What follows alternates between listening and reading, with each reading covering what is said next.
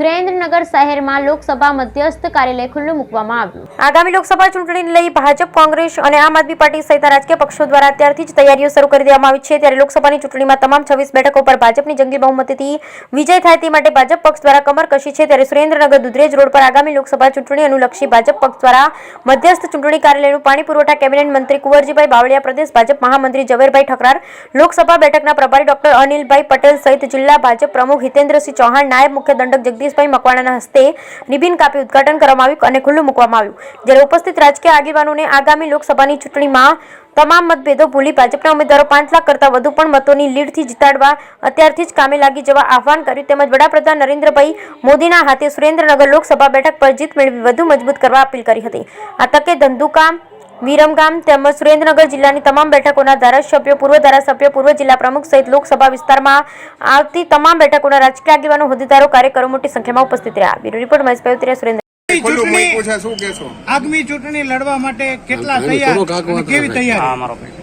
આજે રાષ્ટ્રીય અધ્યક્ષ આદરણીય નડ્ડાજીના નેતૃત્વમાં દેશના રાજનૈતિક ઇતિહાસમાં સૌપ્રથમ વખત એક જ દિવસે ગુજરાતની 26 લોકસભા સીટના મધ્યસ્થ કાર્યાલયનું ઉદ્ઘાટન થયું, જેના ભાગ પૈકી સુરેન્દ્રનગર કાર્યાલયમાં આદરણીય કેબિનેટ મંત્રી કુંવરજીભાઈ બાવળિયા અને અમારા પ્રદેશના મંત્રી ઝવેરભાઈ ઠકરારની ઉપસ્થિતિમાં આ કાર્યાલયનું ઉદ્ઘાટન થયું છે।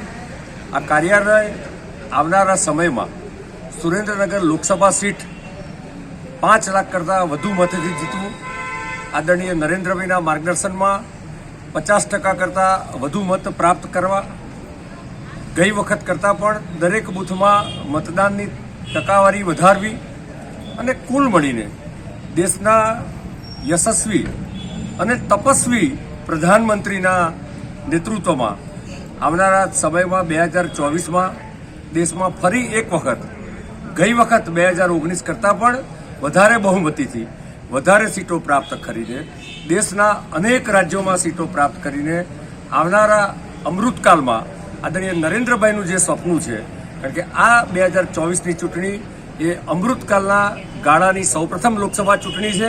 એમાં એ સ્વપ્નું, એનું લક્ષ્યાંક પૂર્ણ કરવા માટે સુરેન્દ્રનગર લોકસભા સીટના દરેક વિધાનસભા સીટના કાર્યકર્તાઓ, સંગઠનના લોકો, ચૂંટાયેલા લોકોએ એક પ્રતિજ્ઞા લીધી છે કે આવનારા સમયમાં અમે તન, મન, ધનથી સંપૂર્ણ સમય રાષ્ટ્રના વિકાસમાં, દેશના વિકાસમાં અને વિકસિત ભારતમાં અમારું પણ કણ-કણનું યોગદાન આપીશું। કયા મુદ્દાને લઈને મત માંગવા જશો?